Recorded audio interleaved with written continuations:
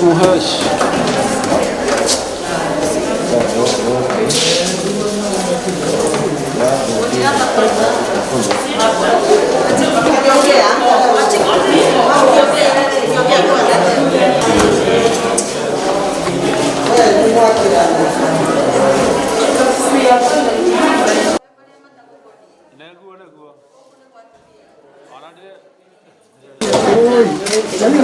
Unaingia kwa short bro.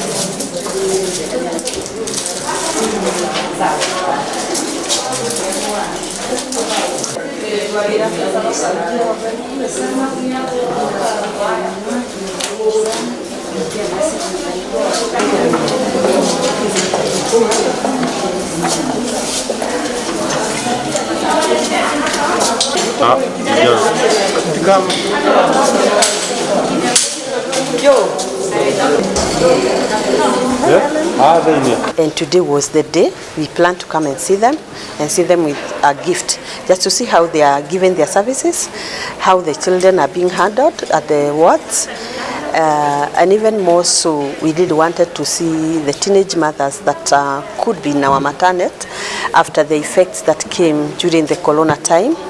And we are happy we have visited them with all the women from the county assembly. And it was also a call that we need to work with fellow women. We have witnessed actually some teenagers there, which we plan to get the data of those who are there as teenagers to make sure we'll follow them up with some other programs that will encourage them to go back to school and even will encourage them to accept themselves within the society as mothers. It's been funded by M-Pesa Foundation, and we've spent 25.2 million, and we are planning to impact 6,000 disadvantaged mothers across 24 healthcare facilities across the country. Safaricom aims at transforming the lives of people, and as we celebrate our 20th anniversary, we've been visiting various partners and even hospitals just to ensure that mothers have a safe delivery.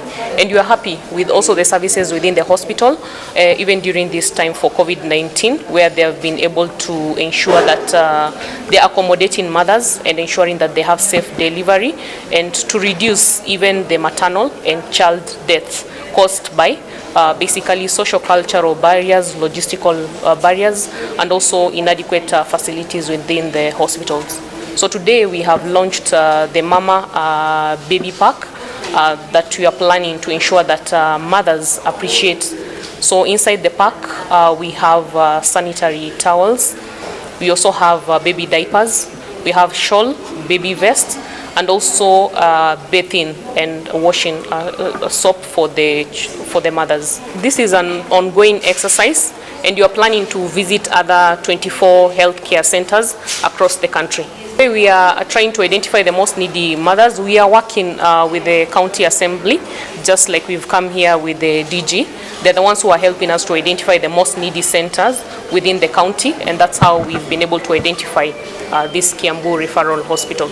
One of the reasons why we were looking out for help or seeking to come to the maternity ward, one was to see the kind of services that our women are getting here in the hospital, and we've seen that they are well taken care of.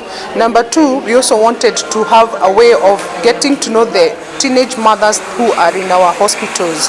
It is one of the interventions that we are trying to do during these COVID times, where we are aware of the rising numbers of the teenage mothers. So it's an intervention that is just part of what we are doing as intervention as leaders in Kiambu County to ensure that our girls are taken care of, and at the same time we have given them, we have taken care of them and ensure that even after getting the babies and all, be able to have the right data and ensure that we do the right intervention into those girls' lives. Holding mentorships, that is where we are finding the pregnant young girls.